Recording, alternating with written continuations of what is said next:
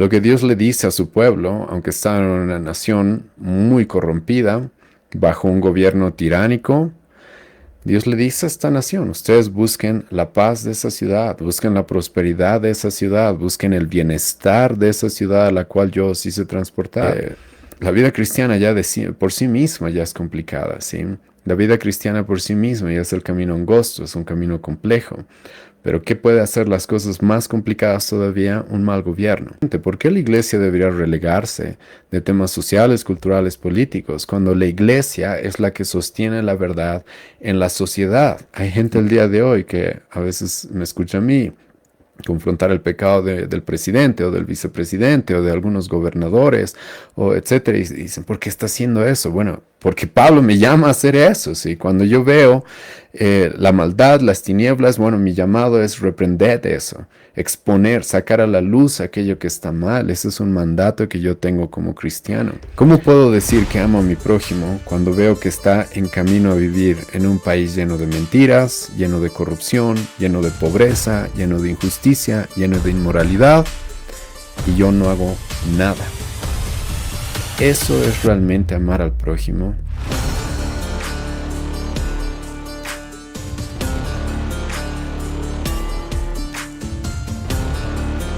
Muy buenas noches a todos. Hoy día vamos a entrar a la sesión 2 del curso de Teología Política.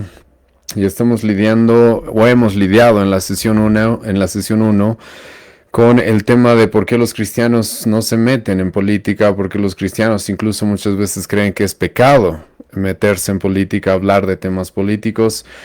Como muchos saben, una persona como yo, un pastor que habla o comenta sobre temas políticos constantemente, es confrontado con que estoy perdiendo el tiempo, esto es pecado, estas cosas son del mundo.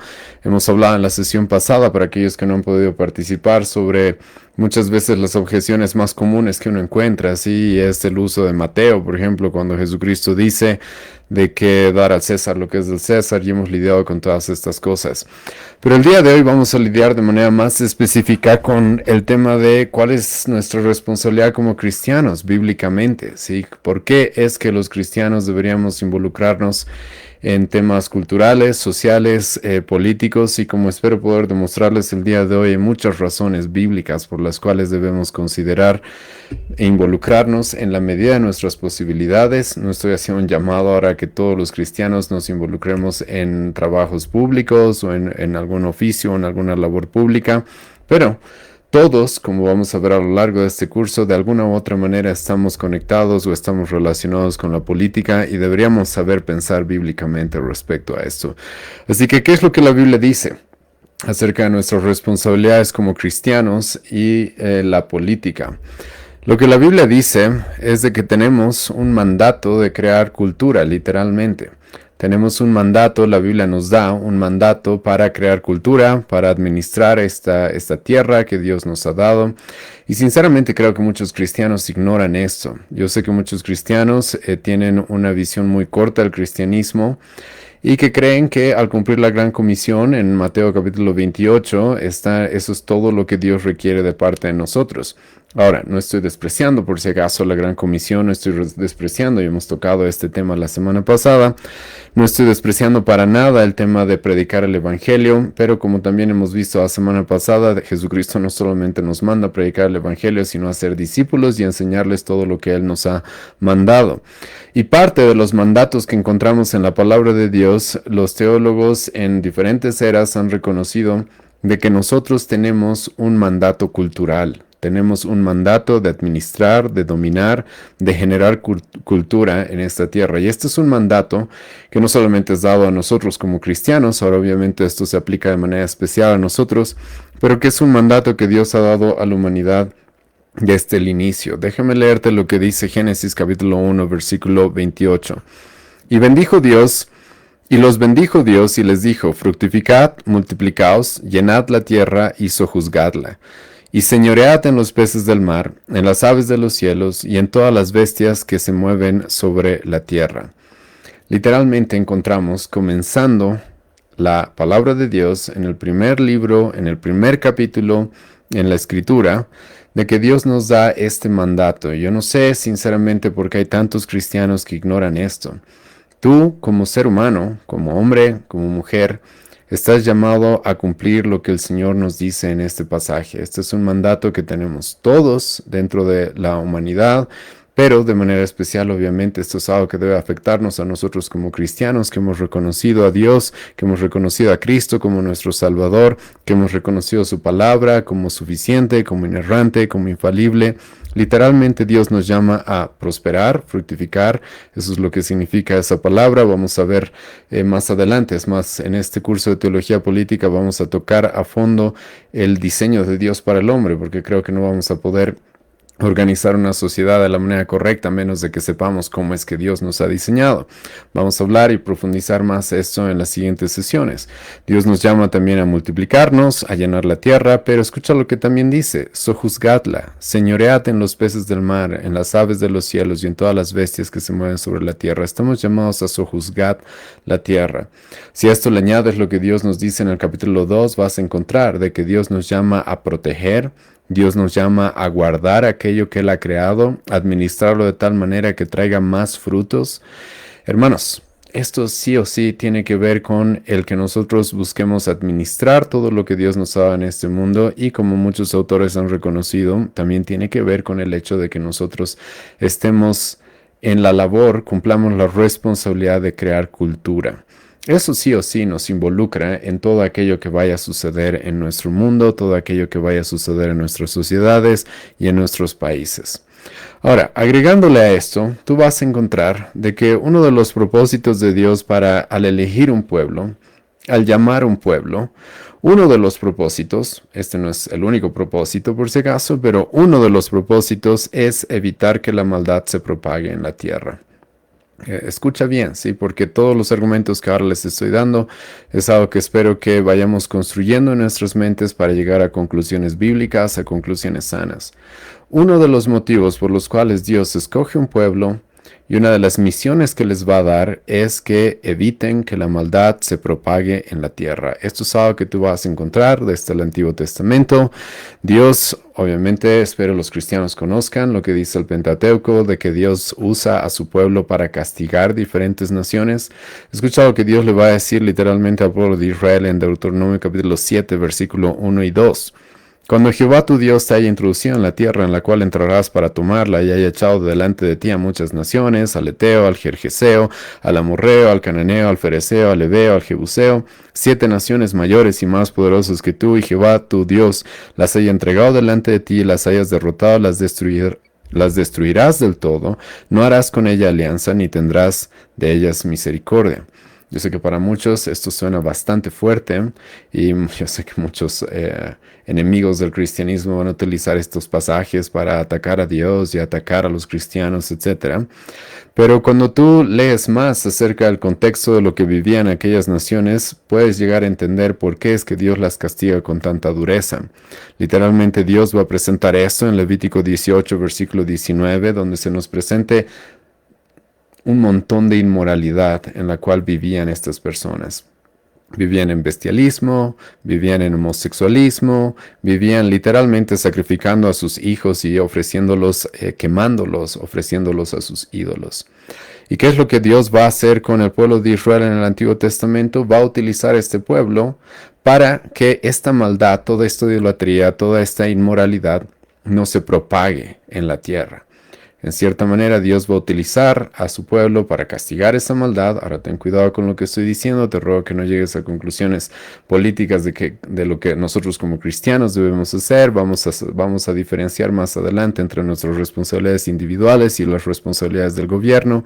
Pero creo que esto es importante poner sobre la mesa cuando discutimos temas políticos, ¿sí?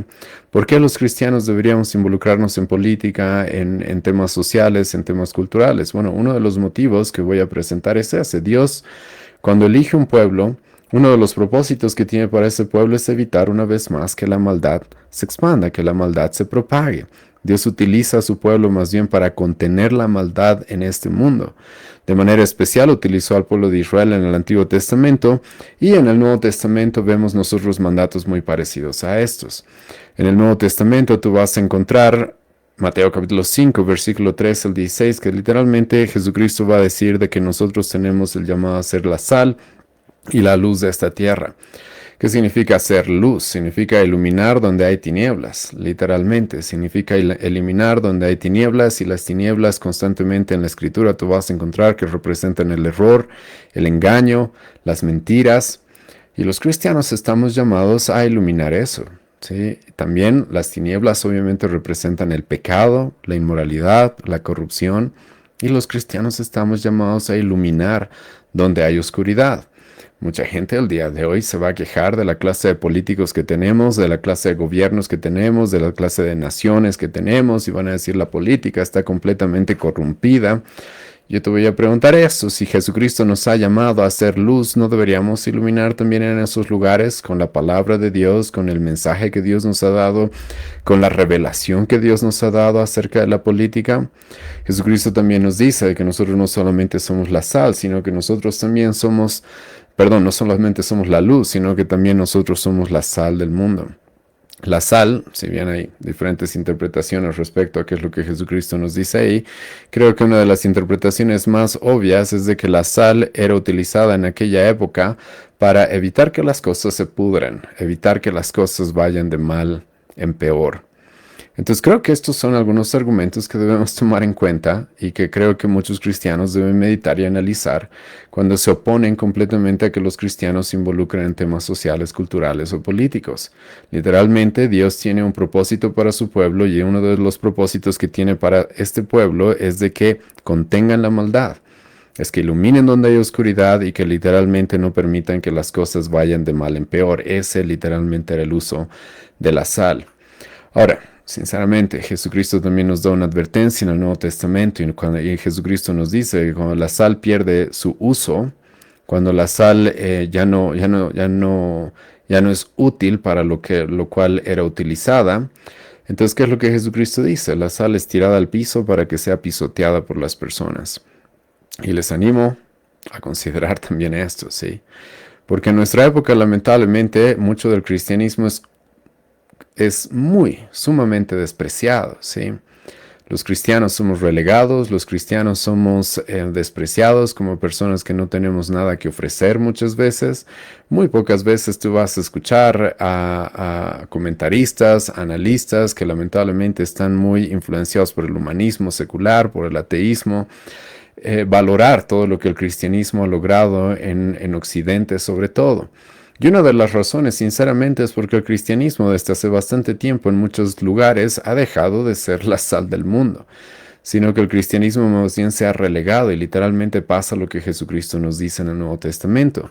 Cuando la sal deja de ser útil, entonces es lanzada a la tierra y la gente pasa sobre ella y la pisotea.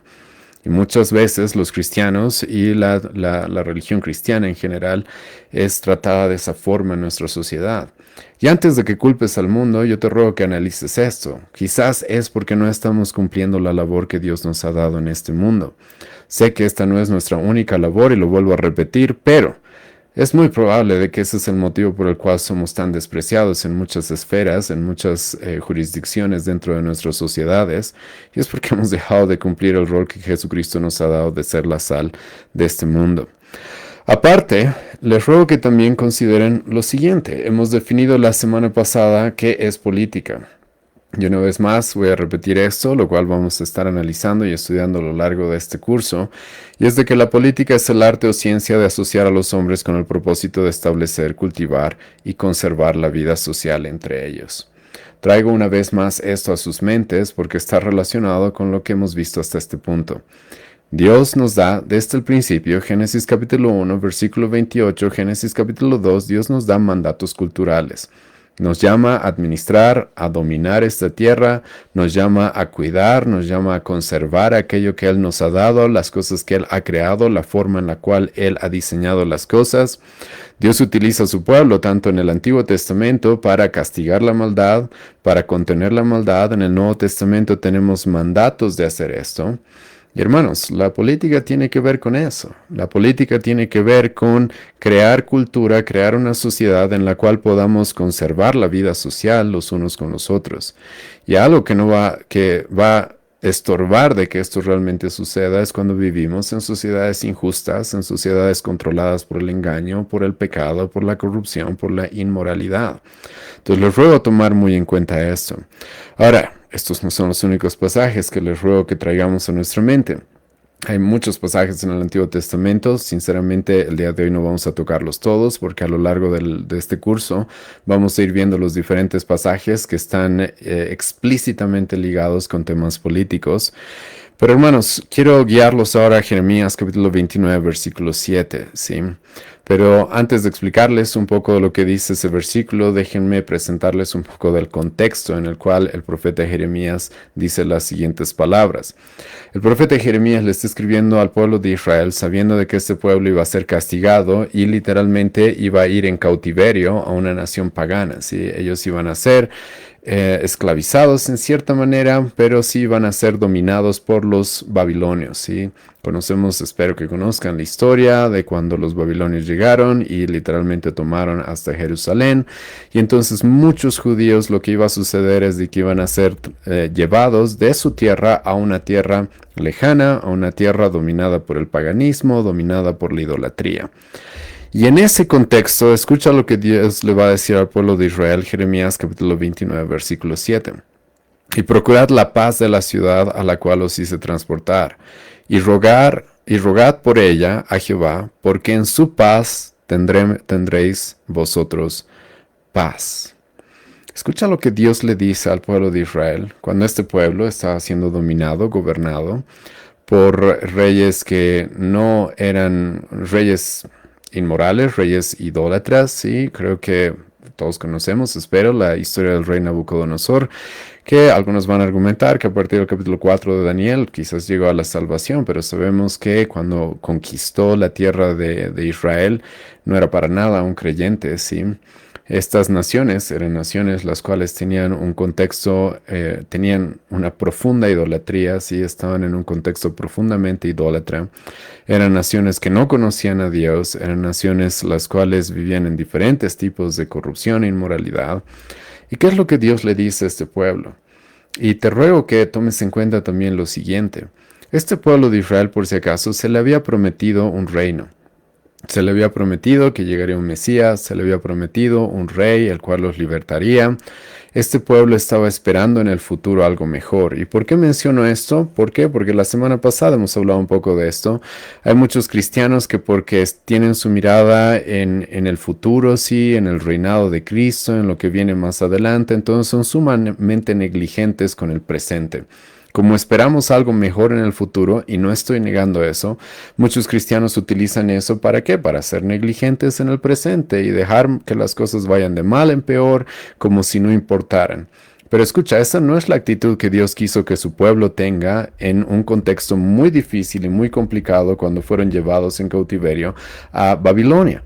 No, lo que Dios más bien le va a decir a este pueblo es ustedes procuren la paz de la ciudad a la cual os hice transportar.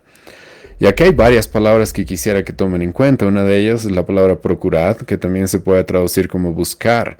En el hebreo es la palabra darash, que significa estar en búsqueda continua, cuidar, procurar, estar de manera activa, ¿sí?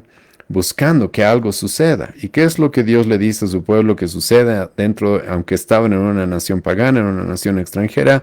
Dios les va a decir, busquen, procuren la paz de esa nación, la paz de esa ciudad. La palabra paz quizás también necesita cierta aclaración. En el hebreo la palabra shalom, que no solo significa, por si acaso, paz, sino que tiene muchos más significados. Esta palabra también tiene que ver con bienestar. Esta palabra incluso tiene que ver con la prosperidad. Lo que Dios le dice a su pueblo, aunque está en una nación muy corrompida, bajo un gobierno tiránico, Dios le dice a esta nación, ustedes busquen la paz de esa ciudad, busquen la prosperidad de esa ciudad, busquen el bienestar de esa ciudad a la cual yo os hice transportar. Dios también le pide a este pueblo de que ruegue por esa ciudad a Jehová. Y ahora escucha lo que dice terminando el versículo 7 del capítulo 29 de Jeremías, porque en su paz tendréis vosotros paz. Entonces Dios le dice al pueblo de Israel, ustedes busquen el bienestar de la nación en la que ahora se encuentran. ¿Por qué? Porque eso también va a contribuir a que ustedes vivan bien, a que ustedes tengan cierto bienestar, cierta prosperidad. ¿Sí? Esto me llama mucho la atención cuando tú lo comparas con lo que el apóstol Pablo nos dice en 1 Timoteo capítulo 2, cuando nos dice que oremos por los reyes, oremos por aquellos que están en autoridad, buscando su salvación, rogando por su salvación, a lo que hacemos constantemente en nuestra iglesia. Y Pablo nos dice esto, ¿para qué? Para que podamos vivir quieta y reposadamente. Hermanos, escucha, la vida cristiana ya es complicada por si acaso. La vida cristiana es compleja, la vida cristiana es el camino angosto. ¿Sabes qué hace las cosas más difíciles? Un mal gobierno, eso es lo que hace las cosas más difíciles. Hace las cosas más difíciles para la misión que tiene la iglesia, hace las cosas más difíciles para las familias cristianas. Y es muy interesante que tanto en el Antiguo Testamento Dios le dice a su pueblo que aunque está bajo un gobierno tiránico, pagano, Dios le dice, busquen la paz de esa nación. ¿Por qué? Porque en su paz tendréis vosotros paz. Y en el Nuevo Testamento se nos manda a orar de una manera muy parecida a lo que Dios le dice al pueblo de Israel a través del profeta Jeremías. Dios nos dice, oren por los reyes, oren por los gobernantes. ¿Por qué? Para que puedan vivir quieta y reposadamente. Yo sé, hermanos, de que muchos romantizan el tema de la persecución, muchos lamentablemente no tienen una visión correcta de la persecución. Yo sé que en la misericordia de Dios, a pesar de que estemos bajo gobernantes paganos, bajo gobernantes corruptos, a pesar de que muchas veces los cristianos tienen que sufrir la persecución de sus gobernantes, de los líderes políticos, yo sé que Dios igual puede hacer que su iglesia crezca. Yo sé que igual el evangelio se expande. Yo sé, hermanos, que la Biblia dice, Jesucristo nos promete que las puertas del Hades no van a mantenerse de pie ante la iglesia, ¿sí? Entonces, aunque todo el infierno se rebele contra nosotros y nos odie, igual la iglesia se va a sostener, igual la iglesia va a permanecer. Esa es la promesa de Cristo. Yo sé eso, hermanos. Pero escucha, la Biblia no nos dice de que estemos complacidos con esas situaciones. La Biblia más bien nos dice, con los pasajes que les acabo de mencionar, de que deberíamos buscar que nuestros gobernantes lleguen a la salvación. Deberíamos buscar el bienestar y la prosperidad de la nación, de la ciudad en la que nos encontremos. ¿Por qué? Porque en su paz nosotros tendremos paz también, ¿sí? No, yo te puedo asegurar de que la iglesia puede hacer muchas más cosas, puede trabajar de una manera mucho más amplia, ¿sí? En lugares en los cuales los cristianos tienen cierta paz gracias a la situación política, social en la que se encuentran, que cristianos que tal vez, como el día de hoy sabemos, viven en naciones como Nigeria, o como Corea del Norte, como algunos lugares en China y algunos lugares musulmanes, ni qué hablar. Hermanos, los cristianos son sumamente restringidos a poder vivir su fe y cumplir lo que Dios les manda. No estoy diciendo por si acaso de que no se pueda hacer eso en esas circunstancias, pero creo que todos vamos a estar de acuerdo que las cosas son mucho más complicadas. Y como ya les dije, una vez más voy a repetir esto. La vida cristiana ya por sí misma ya es complicada, ¿sí? La vida cristiana por sí misma ya es el camino angosto, es un camino complejo. Pero ¿qué puede hacer las cosas más complicadas todavía? Un mal gobierno.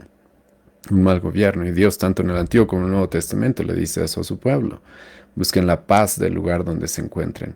Y una vez más voy a repetir esto. A pesar de que el pueblo de Israel tenía una esperanza para el futuro, tenía un reino que Dios le había prometido, un rey que aún iba a llegar a liberarlos, ¿sí? Hermano, Dios le dice al pueblo de Israel, aunque ustedes tienen una gran esperanza para el futuro, aún así, en el presente, en el que se encuentran, en la nación en la que se encuentran, en el contexto en el que se encuentran, ustedes busquen la paz, el bienestar, la prosperidad de esa nación, porque eso va a ser incluso para su propio bien. Ezequiel capítulo 22 es otro pasaje que quisiera traer a la mesa. ¿Y por qué? Porque si tú lees el capítulo 22 de Ezequiel, vas a encontrar de que las cosas estaban yendo muy mal en la nación. Sí, las cosas estaban yendo muy mal. Literalmente Dios va a confrontar a los líderes, a los príncipes. Literalmente Dios va a confrontar a los sacerdotes, a los profetas. En otras palabras, el gobierno estaba yendo mal. La religión estaba yendo mal. Y literalmente Dios va, después de presentarnos esos dos grupos de personas, los gobernantes y los líderes religiosos, si tú lees el capítulo 22 de Ezequiel, vas a encontrar de que Dios también dice de que el pueblo en general se había desviado. El pueblo en general estaba andando en malos caminos. ¿Y qué le dice Dios a este pueblo? ¿Sí? Escucha lo que Dios les dice en Ezequiel 22, versículo 30. Y busqué entre ellos hombre que hiciese vallado y que se pusiese en la brecha delante de mí a favor de la tierra, para que yo no la destruyese. Y esto es muy triste porque Dios dice, y no lo hallé. Y si tú lees el versículo que continúa, Dios va a decir, y es por eso que derramé sobre ellos mi ira. Entonces Dios, hermano, ve una nación, la cual está muy corrompida en la política, en aquellos que gobiernan, está muy corrompida en lo religioso, está muy corrompida en general en el pueblo. Y Dios escucha lo que dice que está buscando, un hombre que hiciese vallado y que se pusiese en la brecha delante de mí a favor de la tierra. ¿Qué significan estas dos cosas? Estas dos cosas es un hombre que ore, eso es lo que significa un hombre que se pone en la brecha delante de Dios a favor de la tierra. Ese es un hombre que ora, ese es un hombre que intercede, ese es un hombre que está clamando al Señor por misericordia, como Dios le dijo al pueblo de Israel en los libros de Crónicas, si ustedes se humillaren y buscaren mi rostro y me buscaren, yo sanaré su tierra, ¿sí? Yo bendeciré su tierra. Dios está buscando un hombre que esté cumpliendo ese mandato que Dios les dio, esa petición que Dios les dio muchos años antes. Pero no solamente un hombre que ore, dice Dios, sino un hombre que también haga vallado. ¿Qué significa ser vallado? Significa un hombre que está construyendo, que está con manos en la obra, ¿sí? Manos que están haciendo algo. Es un hombre que está trabajando, es un hombre que hace. No es un hombre que solamente ora, es un hombre que hace algo para que las cosas no vayan como están yendo. Y esto es muy importante, sí, porque una de las cosas que igual recibo muchas veces de parte de personas que no comprenden este tipo de pasajes es, en lugar de tú estar, no sé, enseñando sobre política o analizando ciertos temas desde una perspectiva bíblica, tú deberías estar orando por ellos, sí. Y mi respuesta es, escucha, yo voy a hacer las dos cosas. Voy a orar, obviamente tenemos que orar. Voy a orar con nuestra iglesia, es algo que la Biblia nos manda hacer por nuestros gobernantes, por nuestras naciones, pero al mismo tiempo la Biblia me manda que yo esté haciendo algo para que las cosas mejoren. Construir vallados significa alguien que está haciendo, que está construyendo un muro de protección para que las cosas no vayan de mal en peor. Es un hombre que está actuando, ¿sí?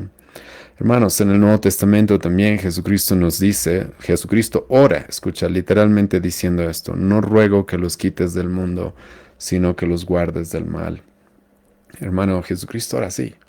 Jesucristo no ora para que nos salgamos de este mundo, para que nos volvamos monjes, para que nos aislemos de este mundo. No, Jesucristo ora para que nos guardemos del mal, sí.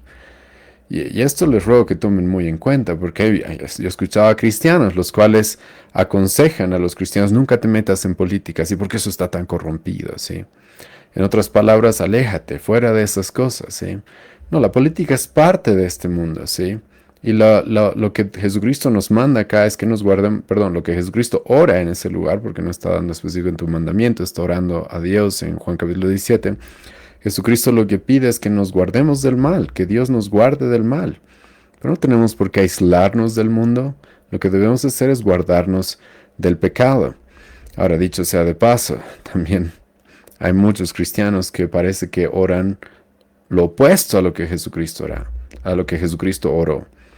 ¿Por qué? Porque literalmente están pidiendo, Jesucristo, llévanos, llévanos, llévanos. Ahora con esto, escucha bien, quiero aclarar, no estoy para nada despreciando la segunda venida de Cristo, hemos hablado de eso en la anterior sesión, pero hermanos, como hemos definido, nosotros deberíamos trabajar como si Cristo pudiera venir hoy, como si también Cristo pudiera venir de aquí a 5,000 años y construir para las siguientes generaciones.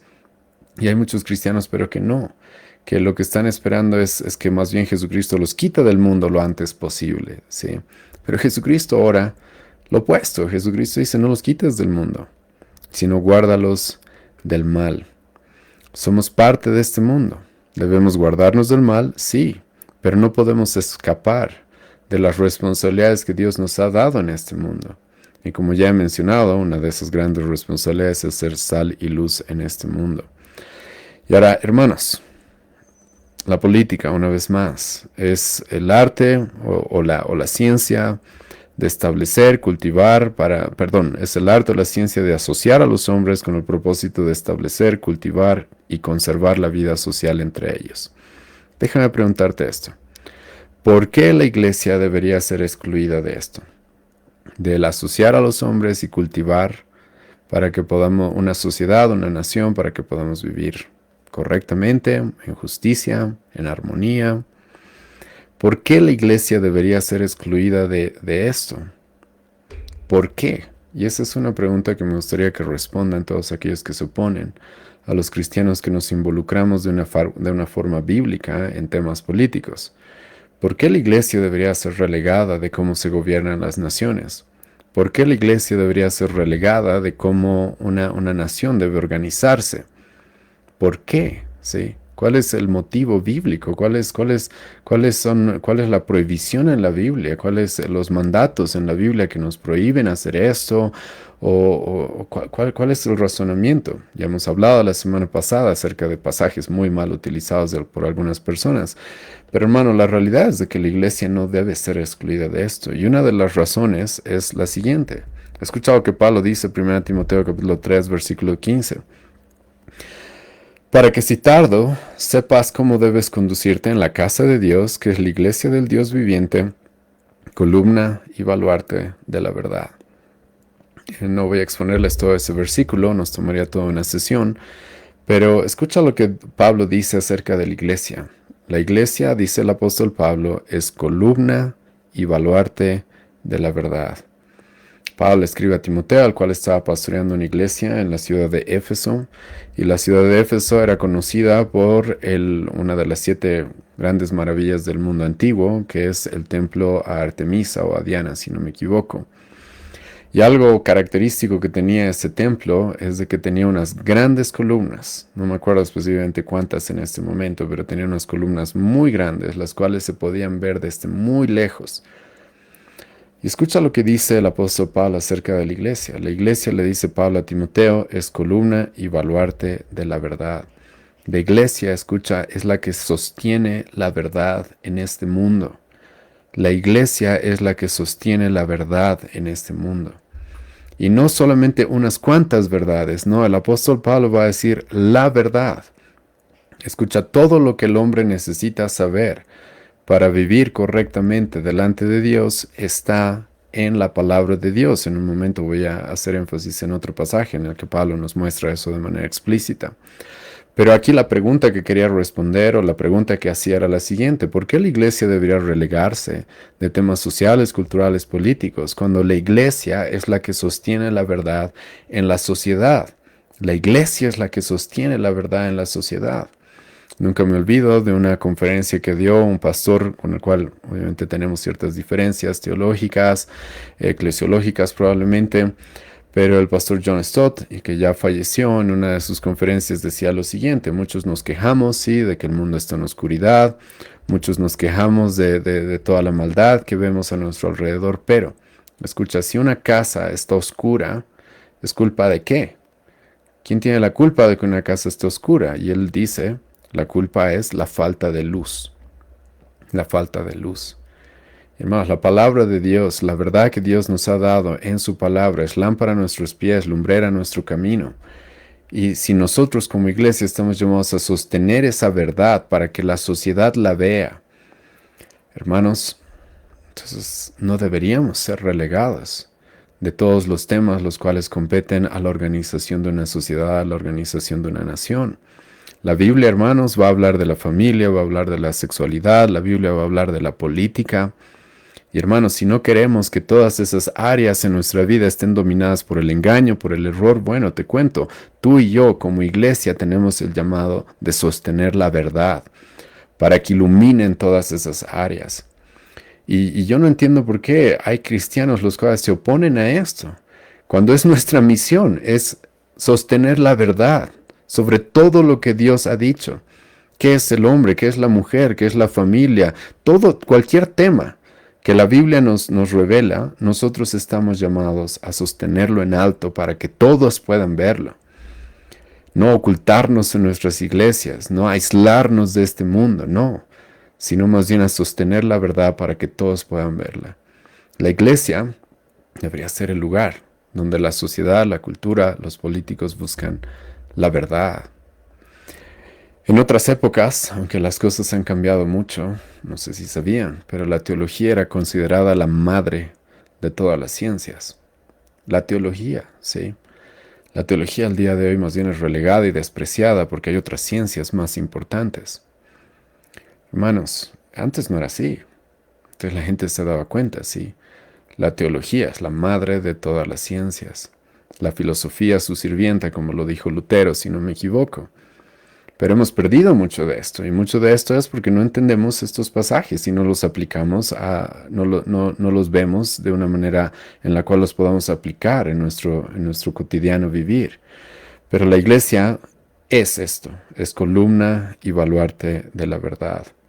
El apóstol Pablo nos va a decir, Efesios 5, versículo 11, no participéis en las obras infructuosas de las tinieblas, sino más bien reprendedlas. La palabra reprendedlas tiene que ver con una de las responsabilidades de las cuales ya hemos hablado, ser luz.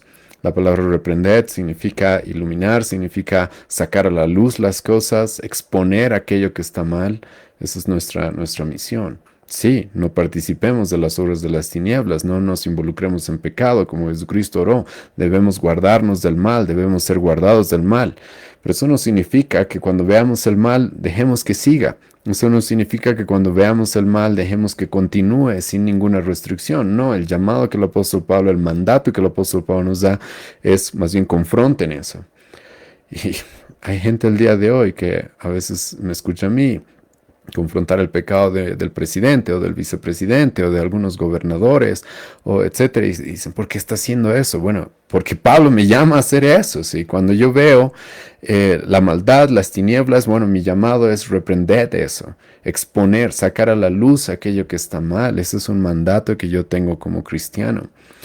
Y hermanos, esto es muy importante que tomemos en cuenta y espero que muchos de ustedes se estén dando cuenta de que como cristianos necesitamos una cosmovisión bíblica de todo lo que nos rodea y necesitamos una cosmovisión bíblica del tema político también. Y gracias a Dios, Él nos ha dado la revelación necesaria. Como vamos a ver en las siguientes sesiones, literalmente Dios nos va a dar en su palabra mucho acerca de la política. En un momento voy a hablar más de esto. Pero la semana pasada también he mencionado lo siguiente. Dios nos manda a renovar nuestra mente para comprobar cuál sea la buena voluntad, agradable y perfecta de Dios. Romanos capítulo 12, versículo 2. Y parte de esa voluntad, como hemos visto la semana pasada, es el gobierno. Pablo va a hablar del gobierno, Romanos capítulo 3. Eso es algo de lo cual nosotros también debemos pensar, debemos renovar nuestra mente. Pero como ya he mencionado, muchos cristianos creen de que la Biblia no dice nada sobre este tipo de temas. Muchos cristianos creen eso. Muchos cristianos tienen una visión muy limitada, muy reduccionista de lo que es el cristianismo y creen que el cristianismo es solamente para salvarnos, rescatarnos del infierno y ya.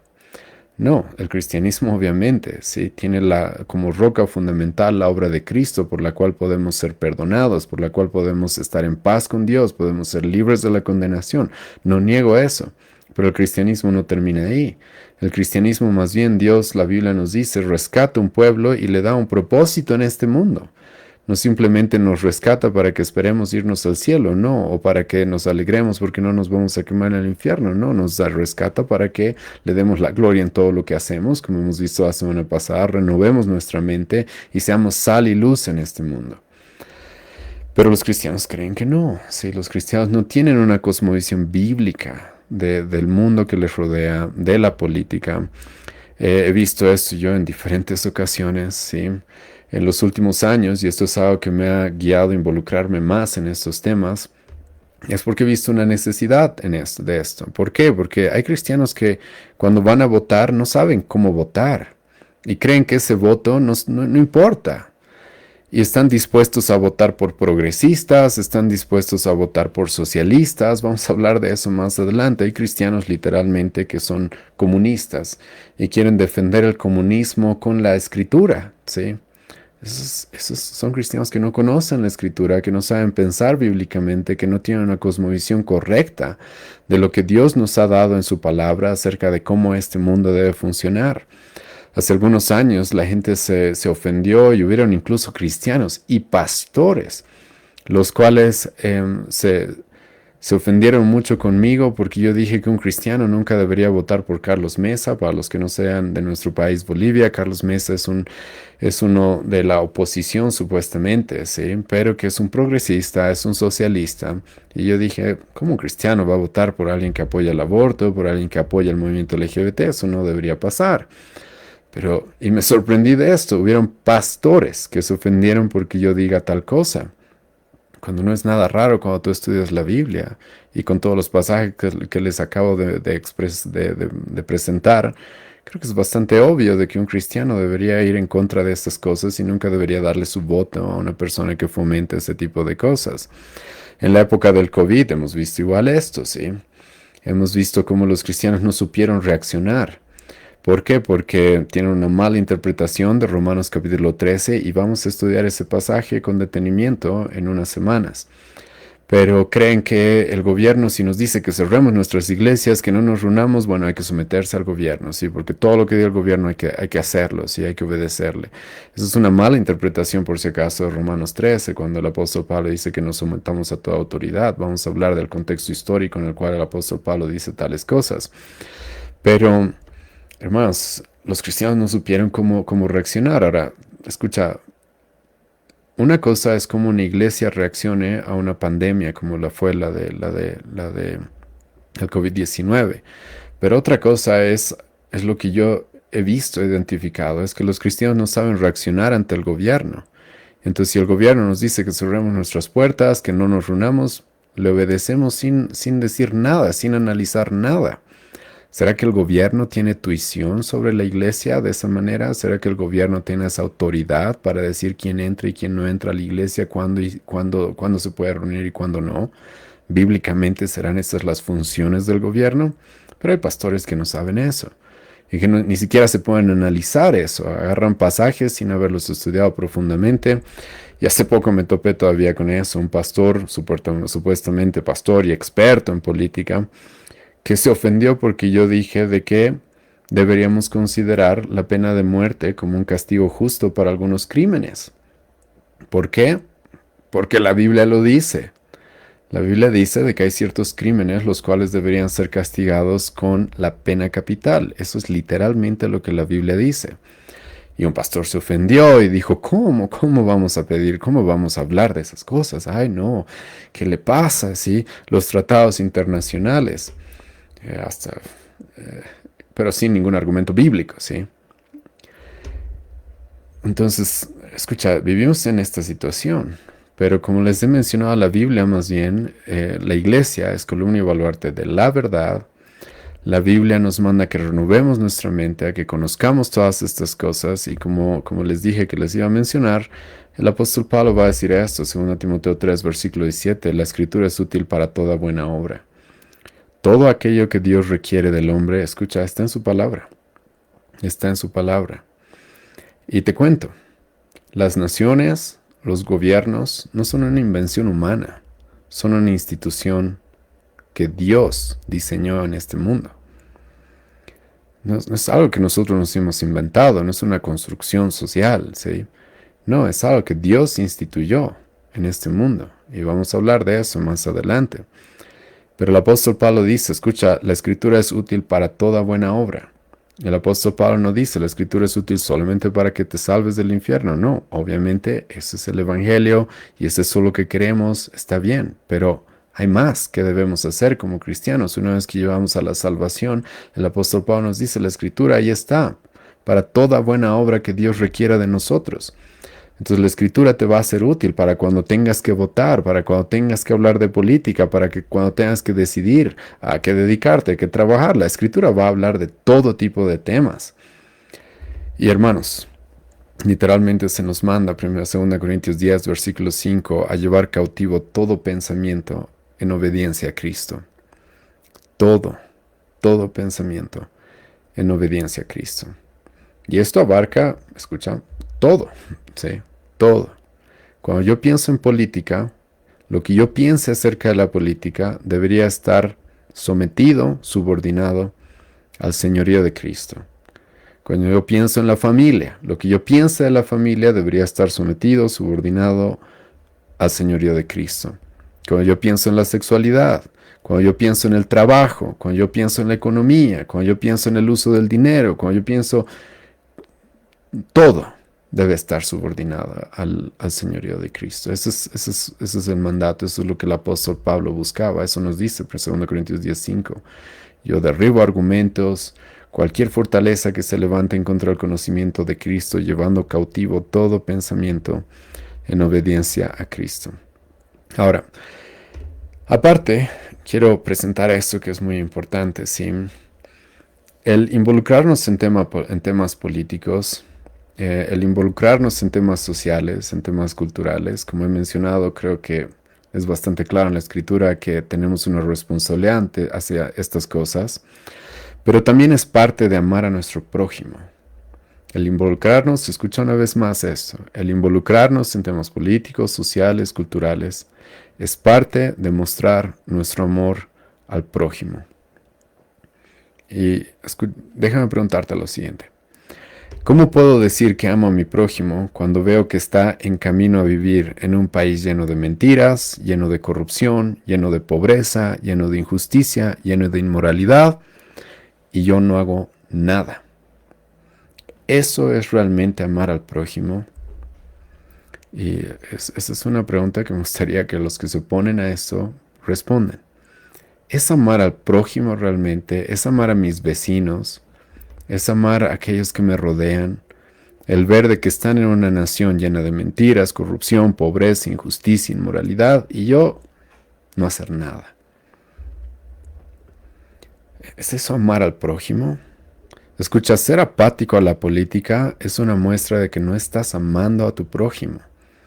Porque la política, una vez más, es la ciencia o el arte de organizar a los hombres en una sociedad para que puedan vivir en armonía.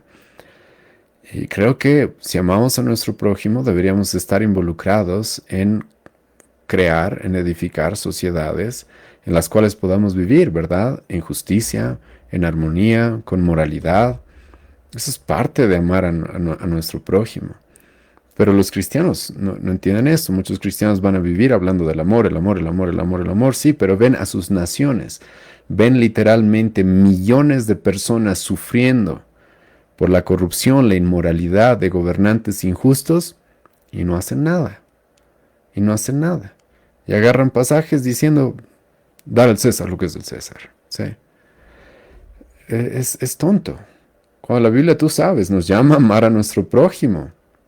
Amar a nuestro prójimo como a nosotros mismos. Ese es el segundo más grande mandamiento. Y hermanos, ver cómo están yendo nuestras sociedades y no hacer nada, escucha, no es amar a tu prójimo. Ahora, quizás muchos no entienden qué es lo que está pasando a nuestro alrededor, pero déjame contarte algunas cosas que están sucediendo en nuestra época gracias a políticos y políticas corruptos, ¿sí? Escucha lo que está sucediendo. Hay algunos países en nuestra época en la cual hay drag queens o travestis enseñando a las siguientes generaciones. En Estados Unidos se puso de moda eso hace un tiempo. La hora de los drag queens se le llamaba, en la cual en las bibliotecas públicas, travestis iban a leerles historias a los niños. Eso es lo que está pasando y eso es por políticas equivocadas, eso es por leyes corrompidas dentro de sociedades. Tú vas a encontrar en nuestra época personas del movimiento LGBT haciendo presentaciones obscenas delante de niños. En nuestra época se ve esto todos los años. En el mes de junio, ¿sí? Literalmente, una de nuestras avenidas principales aquí en La Paz, que es el Prado, se convierte en un lugar lleno de inmoralidad en la cual los niños son expuestos a la inmoralidad sin ningún control. Eso, te cuento, es gracias a las políticas progresistas que se han infiltrado en los políticos y en los diferentes gobiernos de nuestras naciones. El día de hoy tú ves hombres entrando a deportes femeninos, literalmente hombres diciendo que son mujeres y abusando a mujeres. Hace no mucho fue un hombre el que ganó el premio a la mujer del año. ¿Sabías eso? Eso pasó. Premiaron a un hombre como la mujer del año. Esa es la clase de mundo que vivimos en nuestra época.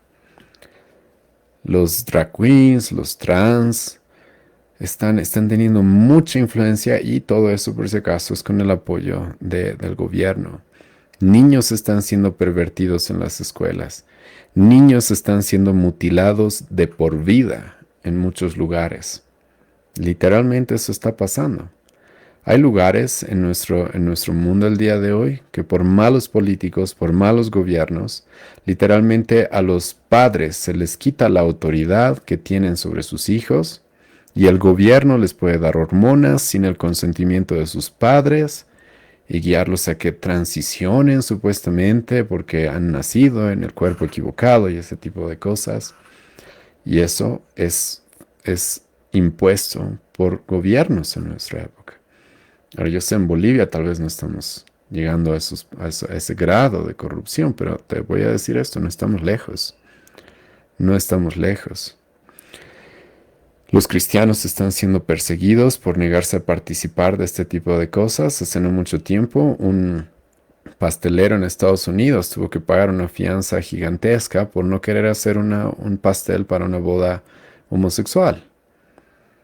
Literalmente, y fue perseguido y fue denunciado. El día de hoy, escucha, hay más de 50 millones de niños sacrificados antes de nacer. Hasta el día de hoy, sí. No tengo en este momento las estadísticas de cada año, pero literalmente hay 50 millones de niños sacrificados antes de nacer con un derecho a, a- el derecho a hacer con tu cuerpo lo que tú quieras, ¿sí? Y escucha cómo lo presentan, como un derecho, ¿sí? Un derecho que el gobierno te tiene que dar, que el gobierno debe proteger. Es así como en muchos lugares el aborto ha matado, escucha, hasta el día de hoy, más de 50 millones de niños. En nuestro contexto, hermanos, hemos vivido en un país en el cual no había gasolina. La gente en algunos momentos, en algún tiempo en los últimos años, estaba peleando literalmente por comida. En nuestro país tenemos un territorio controlado literalmente por el narcotráfico. Controlado, y sabemos esto, en Bolivia pasa esto, en algunos países de Latinoamérica igual. Hay lugares que están siendo controlados por el narcotráfico. Y ni la policía, nadie puede entrar ahí. Se creen, parece una nación soberana.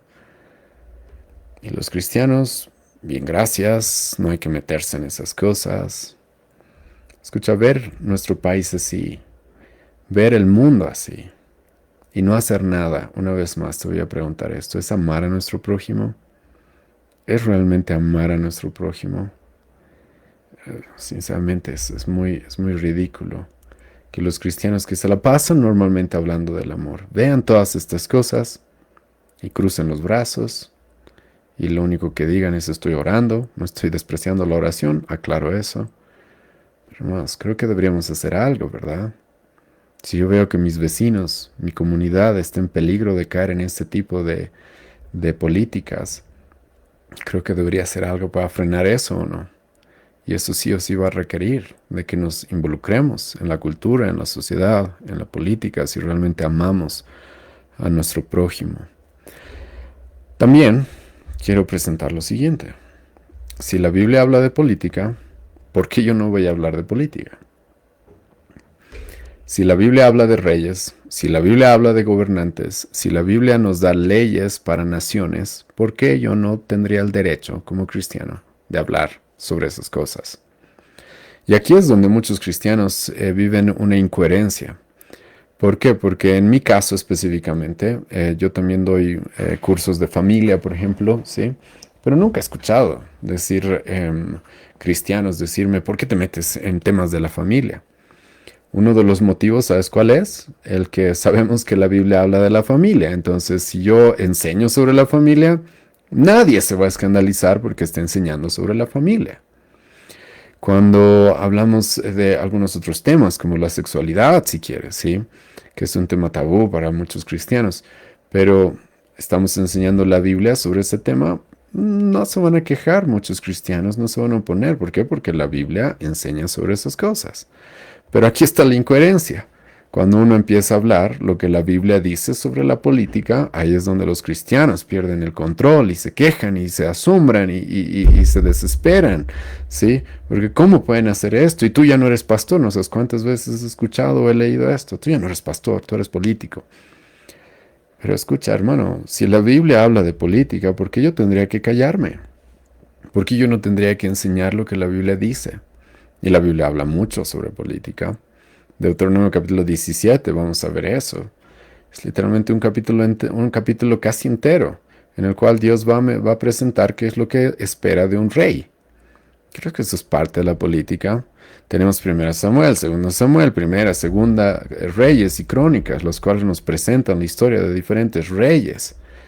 Tenemos literalmente en el Antiguo Testamento leyes civiles, ¿sí? Leyes que están relacionadas con el vivir en sociedad. Entonces, si la Biblia habla de estas cosas, ¿por qué yo no podría? ¿Por qué yo no podría? Y aquí, hermanos, es algo que quiero que ya empiecen a considerar, aunque estamos recién comenzando este curso, pero les ruego que ya lo consideren desde este momento. Y es de que Dios en su misericordia escucha esto. Literalmente nos dio las bases para construir una nación en su palabra. Porque Él mismo construyó, organizó una nación en el Antiguo Testamento. No les estoy diciendo, escucha, no te adelantes a todo lo que vamos a estudiar. No les estoy diciendo que ahora vamos a copiar absolutamente todo lo que en el Antiguo Testamento hizo el pueblo judío y que ahora nos vamos a construir un templo o algo así. No, hay que saber diferenciar en el desarrollo de la revelación y saber cómo se pueden aplicar las diferentes cosas. Vamos a hablar de eso. Pero hermano, Dios literalmente nos dio las bases de cómo se organiza una nación. Y no sé si sabías, pero lo que sucedió con Israel era algo que Dios tenía la intención de que sea ejemplo para otras naciones. Y esto es algo que muchos cristianos, incluso pastores, ignoran. Hermano, cuando Dios organizó una nación, le dio leyes, les dijo cómo debían vivir, cómo debían organizarse, ¿sí? Como sociedad, Dios pretendía de que eso sea un ejemplo para otras naciones. Y si no me crees, escucha lo que dice Deuteronomio capítulo 4, versículos 5 al 8. Escucha lo que dice. Mirad, yo os he enseñado estatutos y decretos, como Jehová mi Dios me mandó, para que hagáis así en medio de la tierra en la cual entráis para tomar posesión de ella. Guardadlos, pues, ponedlos por obra, porque esta es vuestra sabiduría y vuestra inteligencia ante los ojos de los pueblos, los cuales oirán de todos estos estatutos y dirán, ciertamente pueblo sabio y entendido, nación grande es esta. Porque ¿qué nación grande hay que tenga dioses tan cercanos a ellos como lo está Jehová nuestro Dios en todo cuanto le pedimos? ¿Y qué nación grande hay que tenga estatutos y juicios justos como es toda esta ley que yo pongo hoy delante de vosotros? Hermanos, yo sé que hay muchos cristianos el día de hoy que agarran el Antiguo Testamento y lo desprecian y lo rechazan y dicen eso ya no sirve, sí. Bueno, ese no era el propósito de Dios para todo lo que nos reveló en el Antiguo Testamento. Literalmente Dios le dice al pueblo de Israel, yo les he dado estos estatutos para que los guarden, los pongan por obra, y van a ser estatutos los cuales los van a guiar a sabiduría, a inteligencia ante los pueblos. Ante los pueblos. Y esos pueblos van a ver y van a decir, wow, qué nación tan sabia, entendida, nación grande, ¿sí?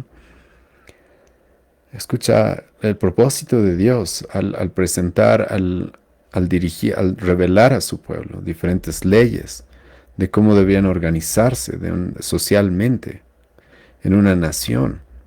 Tenía el propósito de impactar a otras naciones. Tenía el propósito de ser luz para otras naciones.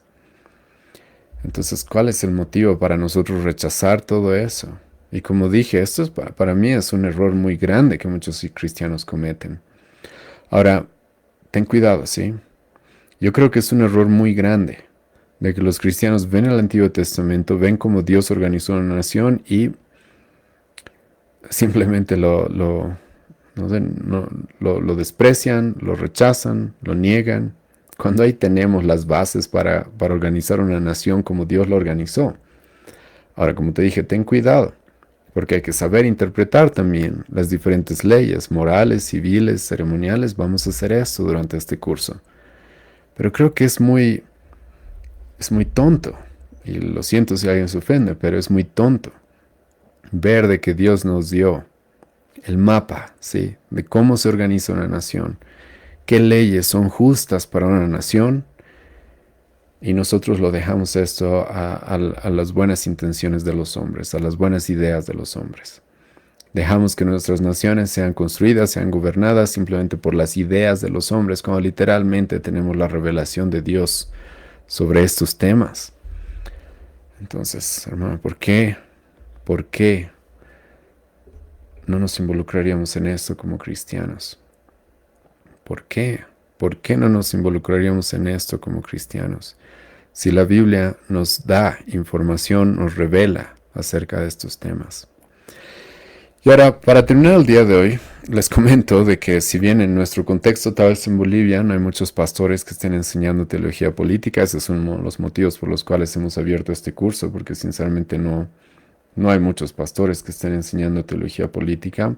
No conozco un seminario en Bolivia que esté enseñando teología política desde una perspectiva reformada.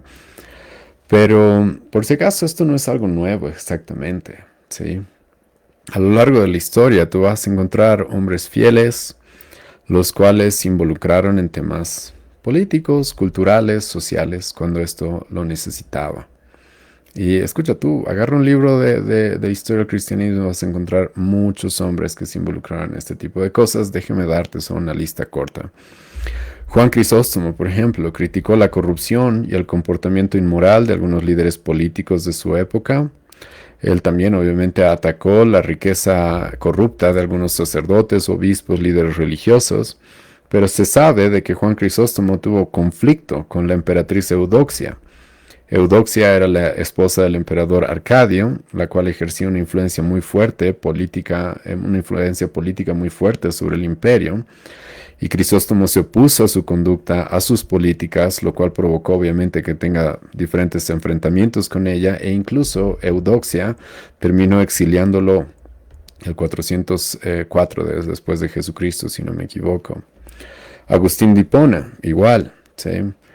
Si bien el emperador Juliano ya había muerto, cuando Agustín de Hipona escribe muchos de los tratados, de los libros que tiene sobre diferentes temas, Agustín de Hipona se enfrentó a las ideas de este emperador, el cual es conocido como Juliano el Apóstata. ¿Por qué? Porque intentó revivir el paganismo y acabar con el cristianismo en su época. Agustín se va a oponer a esas ideas, se va a oponer a esa forma de pensamiento, y literalmente en uno de sus libros más conocidos, que se llama La ciudad de Dios, escucha lo que va a decir Agustín: sin justicia los reinos no son más que grandes bandas de ladrones. En otro lugar, en la ciudad de Dios, va a decir: donde no hay justicia, no hay república. Agustín, hermanos, va a lidiar con estos temas. No estoy diciendo que era su principal labor. Como pastor yo tengo otras responsabilidades más importantes que simplemente hablar de política, sí.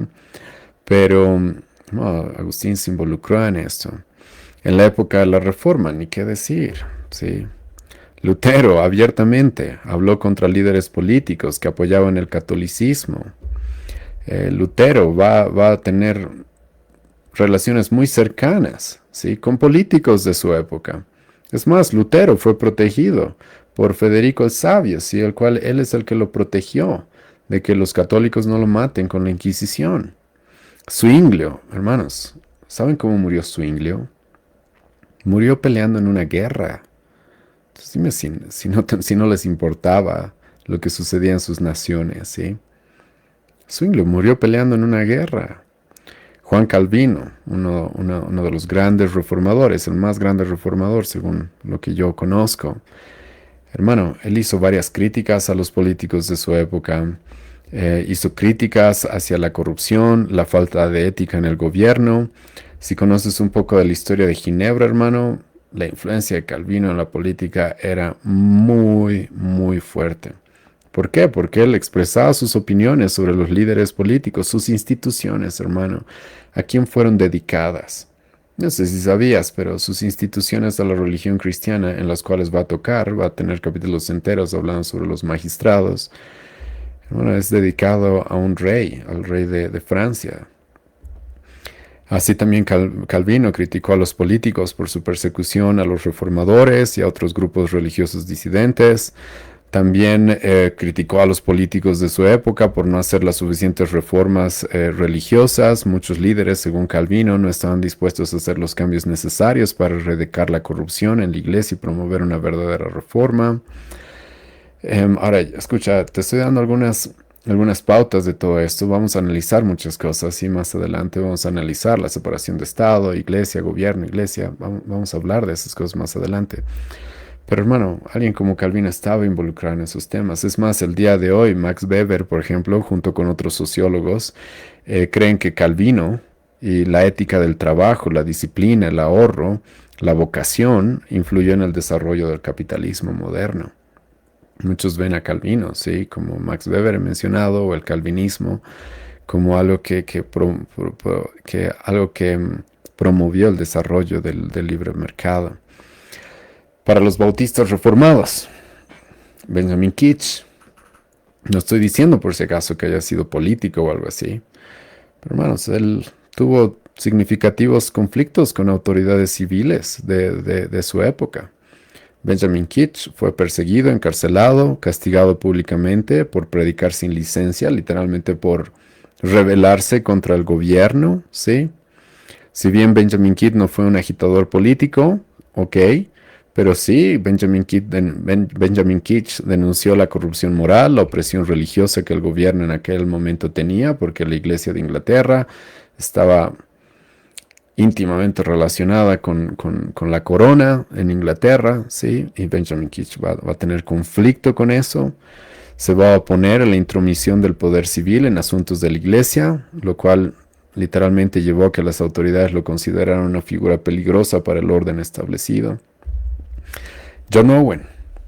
Hoy día muchos admiran a los puritanos, ¿sí? Y aquí les hablo específicamente a los del contexto reformado, porque lamentablemente mucho de la oposición que yo he recibido incluso es del contexto reformado.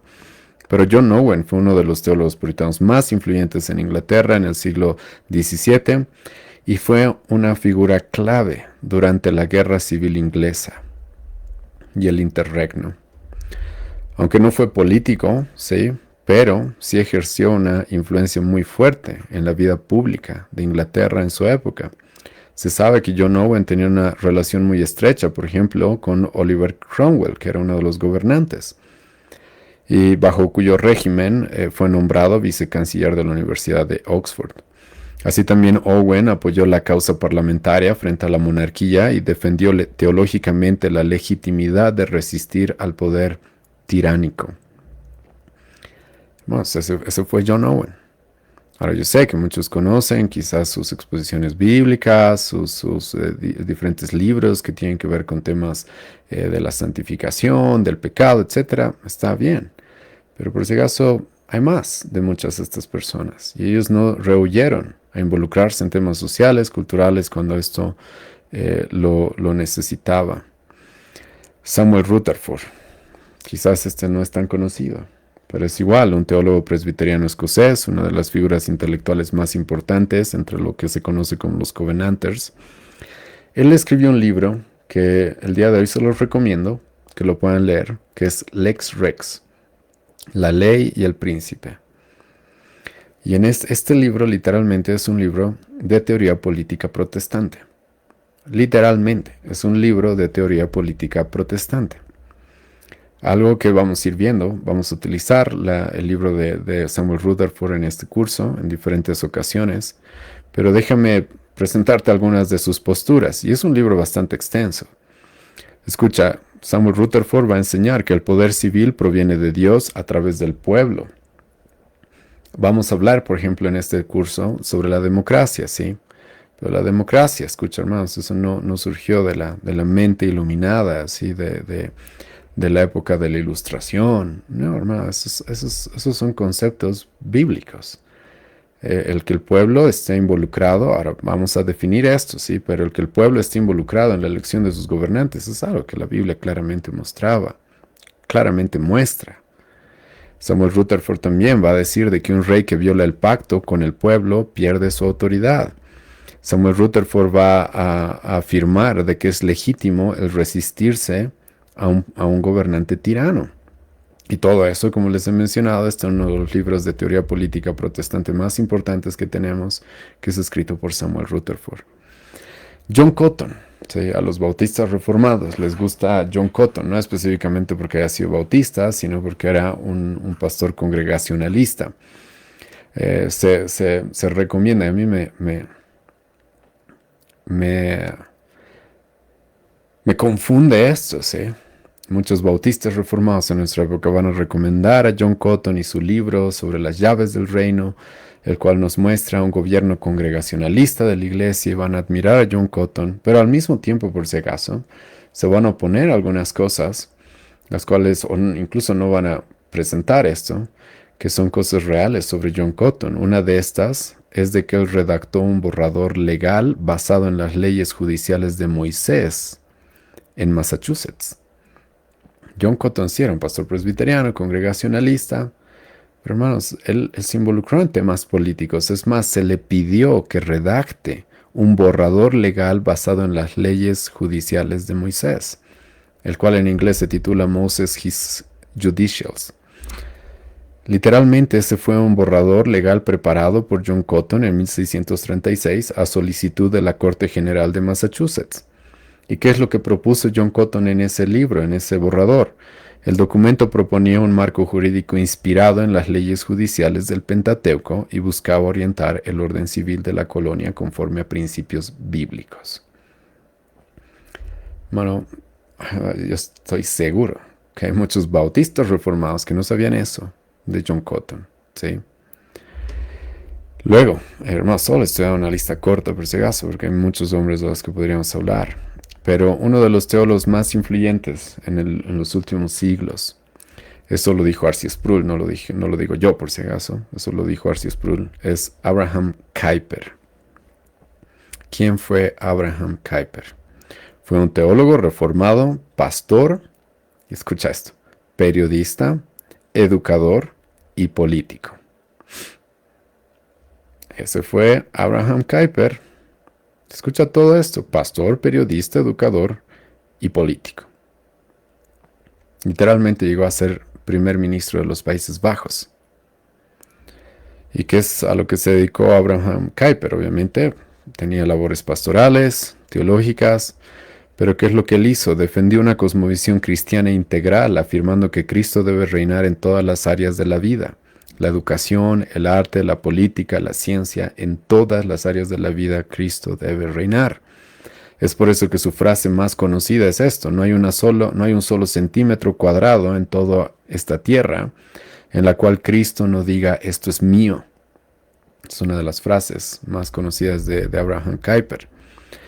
Respecto a la política, fundó el Partido Antirrevolucionario de Inspiración Cristiana, fue primer ministro de los Países Bajos entre 1901 y 1905, defendió una sociedad pluralista donde diferentes grupos, iglesias, escuelas tuvieran autonomía. Esto se conoce como las esferas de soberanía.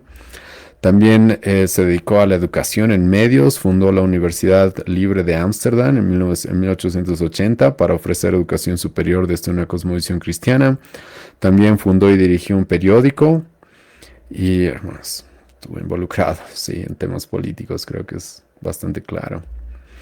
Spurgeon, el príncipe de los predicadores. Hermanos, por si acaso no estoy diciendo que Spurgeon se haya dedicado a la política, ¿sí? Como les estoy mostrando, hay diferentes figuras en la historia del cristianismo que se involucraron más, otras menos quizás, pero hermano Spurgeon, el cual muchos admiran al día de hoy por si acaso, cuando tenía que tocar temas políticos, culturales de su época, lo hizo. Por ejemplo, se sabe de que Spurgeon se opuso muy fuerte, ¿sí?, al movimiento del socialismo cristiano que había en su época. Literalmente, sí. Y en varios sermones que el día de hoy los tenemos escritos, van a encontrar ustedes citas de Spurgeon en las cuales él va a atacar al socialismo cristiano. en uno de sus sermones que titula One Lost Sheep, que es una oveja perdida, o el caso de la oveja perdida, que es el sermón 2083, si quieren buscarlo. Él va a decir lo siguiente: temo en algunos de ustedes que pueda haber, aunque sea la mínima tendencia a despreciar a la oveja perdida, debido a los métodos grandes y filosóficos que ahora se exaltan con tanto entusiasmo. No quisiera que cambiaran el oro del cristianismo individual por el metal inferior del socialismo cristiano. Es por eso que el día de hoy se sabe de que algunos marxistas no tenían agrado por Spurgeon, ¿sí? ¿Y es por qué? Porque él estuvo dispuesto, cuando era necesario involucrarse, tocar ese tipo de temas. No habrá tenido tanta influencia o no habrá estado tan involucrado quizás como John Owen o como Kuyper. Ok, hermanos, no me digan ¿sí? de que los pastores nunca deben hablar de política. En este caso deberían despreciar a todos estos pastores que en algún momento se involucraron y tocaron esos temas. Martin Lloyd-Jones fue un influyente predicador reformado del siglo XX que también abordó críticamente temas socioculturales. Él abordó y criticó los cambios morales de la cultura en su tiempo, especialmente respecto al secularismo, la revolución sexual, el debilitamiento de la familia, temas, hermanos, que eran competencia de la sociedad y del gobierno de su época. Entonces, Martin Lloyd-Jones también va a tocar ese tipo de temas. Tal vez no de la misma manera que otros, pero va a tocar esos temas. Así también, les puedo presentar pastores del presente, los cuales han reconocido una responsabilidad pastoral de involucrarse en temas sociales, culturales y políticos. Tom Ascol, Doug Wilson, James White, Buddy Buckham, Albert Muller, Sugel Michelin, John MacArthur. Si tú conoces a esos pastores, vas a encontrar de que todos ellos de manera pública, no te estoy diciendo que se dediquen constantemente a hablar de política, no te estoy diciendo eso, pero sí han realizado de manera pública diferentes análisis de temas como el capitalismo, el socialismo, el racismo, el aborto, el progresismo, entre muchos otros. Pero el día de hoy, hermanos, los cristianos creen que los pastores y la iglesia no deben involucrarse en esto. Bueno, tienen que conocer un poco más de la historia y de la herencia que tenemos en teología política como cristianos. Y para concluir, hermanos, necesitamos madurar en este tema. Muchos cristianos tienen una visión muy equivocada e ignorante de la responsabilidad cristiana y la influencia que deberíamos tener en una nación, en una sociedad. Hay que madurar en esto, hermanos. Es realmente inmaduro y ignorante el creer que los cristianos no tenemos que involucrarnos en política. Spurgeon mismo se conoce esto, es una frase célebre de Spurgeon: solo los idiotas son los que dicen que no hay que hablar de política o de religión. Hermano, y debemos madurar en esto. Ahora, no estoy diciendo que debamos involucrarnos en política de una manera equivocada, ignorante, ingenua. No, hay que saber hacerlo. Hay que instruirse bíblicamente para hacerlo. A mí me preocupa al día de hoy de que a veces hay ciertos candidatos que traen el nombre de Cristo, el nombre de Dios, y los usan en vano, sinceramente, y se dicen cristianos, sí, pero no saben realmente qué es lo que Dios dice para una nación, qué es lo que Dios demanda de una nación. Y hermanos, las cosas no van a cambiar a menos de que nosotros como cristianos maduremos en estos temas y realmente sostengamos la palabra de Dios, la verdad que Dios nos ha dado sobre todas estas cosas en lo alto, para que todos puedan verlo, para que todos puedan conocer qué es lo que Dios dice que es correcto en estos temas. Y muchos cristianos tampoco saben lo siguiente: escucha el progreso que tenemos en Occidente, incluso en nuestros países de tercer mundo, tal vez como Bolivia, pero tenemos un progreso que es distinto al de otros países de Oriente, ¿sí? En derechos humanos, en justicia, en leyes, en muchas cosas. No sé si saben, pero hermanos, muchos, si no quizás casi todos, ¿sí? El progreso que tenemos en Occidente es gracias al cristianismo. Es gracias al cristianismo. En sus diferentes formas, muchas veces, ok, eso podemos hablarlo, podemos conversarlo, pero, hermano, yo podría argumentar eso, que todo el progreso que tenemos en Occidente es gracias a la herencia cristiana, y especialmente a la época de la Reforma, sinceramente.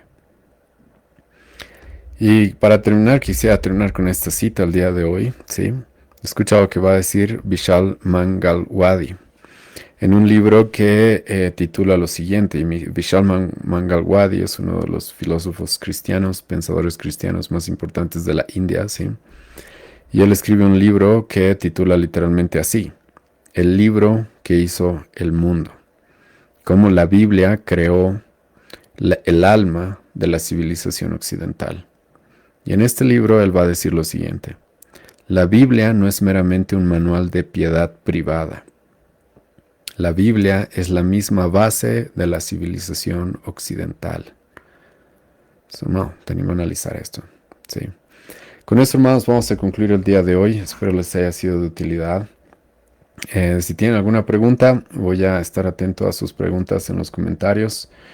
Una vez más, mi nombre es Álvaro Guachaya, soy pastor de la Iglesia Cristiana Bautista Reformada Sagrada Escritura en La Paz, Bolivia. También estoy dando este curso de parte de la organización Una Voz Conservadora en Medio del Caos. Si les es de utilidad este material, les animo a compartirlo, les animo a darle unas reacciones o ayuda a que más personas puedan encontrar este material y puedan instruirse. Y voy a ver si hay alguna pregunta, hermanos, en los comentarios. Sobre todo si hay preguntas, sí, porque a veces hay comentarios que son críticas que no tiene sentido responder.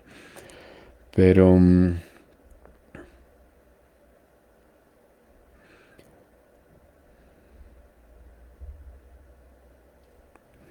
dice, pastor, ¿existe alguna objeción bíblica para que los cristianos funden un partido político?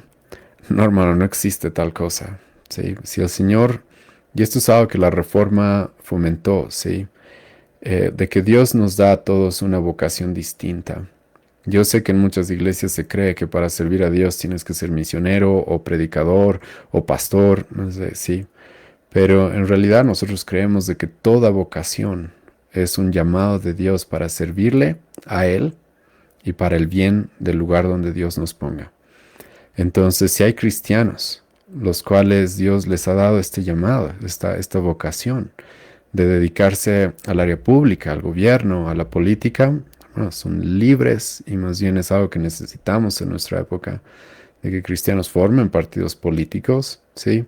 Pero sí voy a decir esto, con una cosmovisión bíblica de lo que es el gobierno, ¿sí?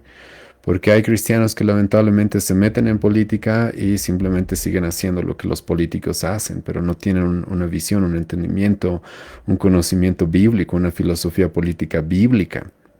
Entonces, hermano, no hay ninguna objeción en la Biblia para que se haga esto, ¿sí?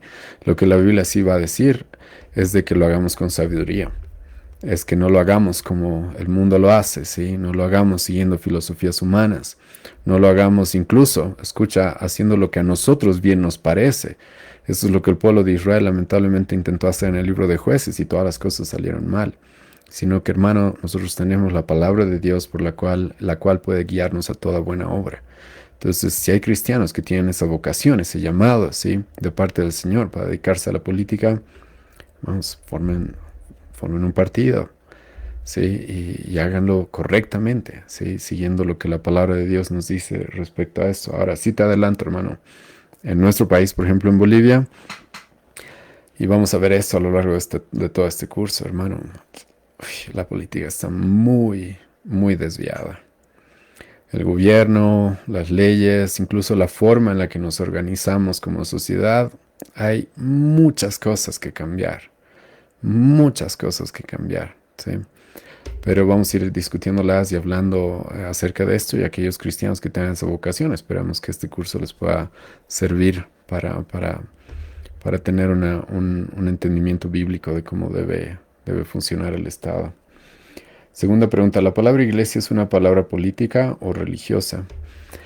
Es una buena pregunta, hermanos, porque la palabra iglesia, eclesía, o la palabra que se utilizaba, el término que podría ser utilizado en hebreo, no me acuerdo específicamente cuál es, era una palabra que hacía referencia a la asamblea, ¿sí? Cuando los pueblos, por ejemplo, se reunían en la puerta o si quieren, para que entendamos un poco, en la plaza central, en nuestra época tal vez haríamos eso, para deliberar cosas, ¿sí?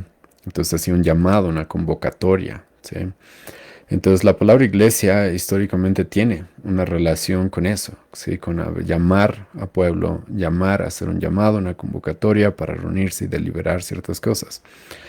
Ahora, ese es el significado quizás etimológico de la palabra, pero obviamente el significado teológico, eclesiológico en el Nuevo Testamento es un llamado a aquellos que son parte del pueblo de Dios, los creyentes, a reunirse, a congregarse, ¿sí?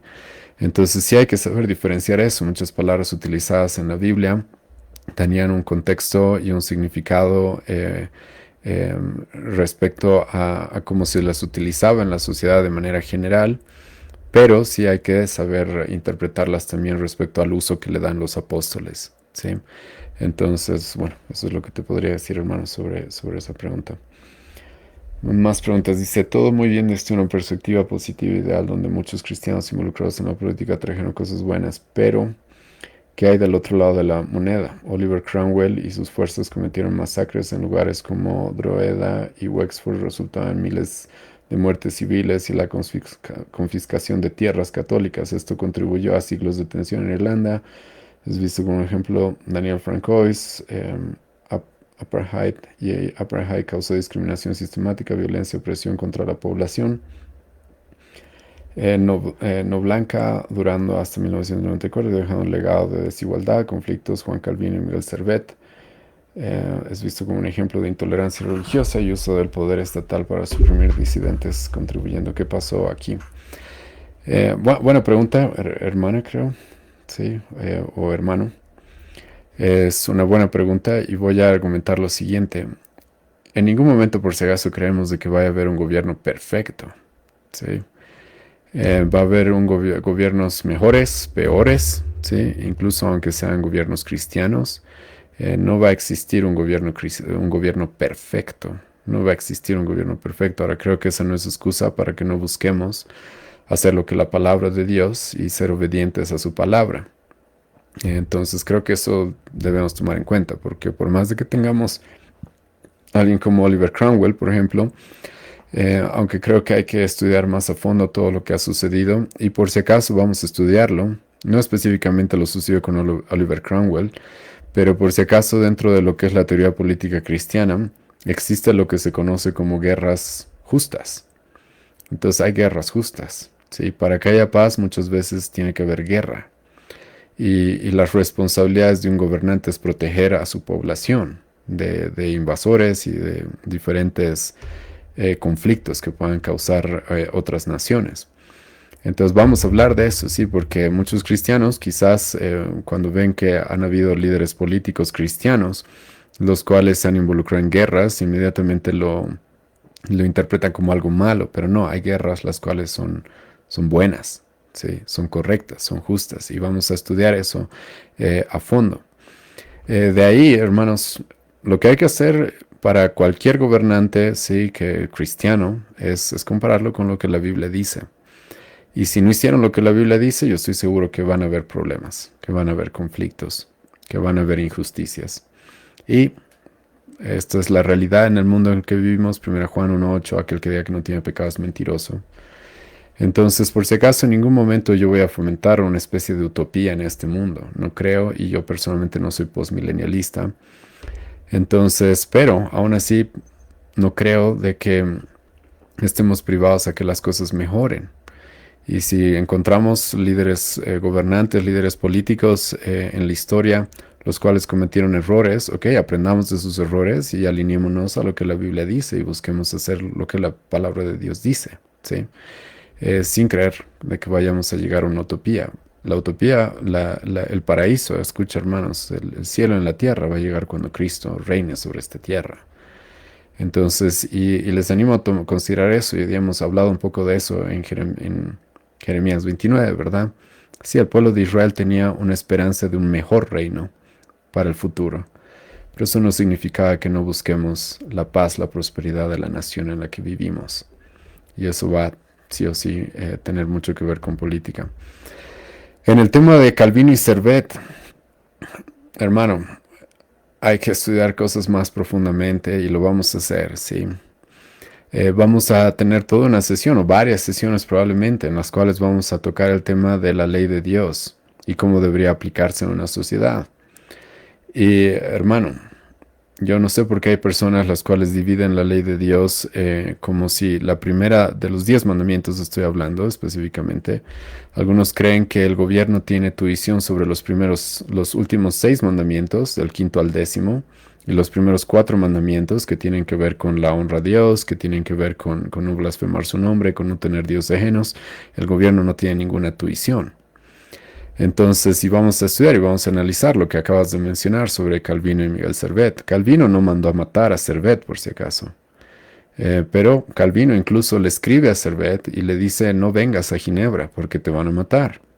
¿Por qué, hermanos? Vamos a hablar de esto. Porque el gobierno no tiene tuición solamente sobre los mandamientos del 5 al 10. El gobierno también debería tener cierta tuición sobre los mandamientos del 1 al 4. Y vamos a meditar en eso y vamos a hablar acerca de lo que es la teonomía y la ley moral de Dios y cómo se aplica de manera civil. Y te animo a tener paciencia porque vamos a tocar esos temas. Entonces, lo de Miguel Servet y Calvino, hermano, yo no creo que sea una intolerancia religiosa, era simplemente hacer lo justo. Somos una nación la cual cree en el único Dios verdadero, el cual se revela en la Escritura como una Trinidad. Y Miguel Servet quiere venir y él no sostiene, él rechaza la Trinidad. Él no está obligado a ir a Ginebra, pero si lo hace debe atenerse a las consecuencias de lo que el gobierno tiene tuición. Y como Calvino mismo va a decir en sus instituciones, el gobierno tiene tuición también sobre los primeros 4 mandamientos.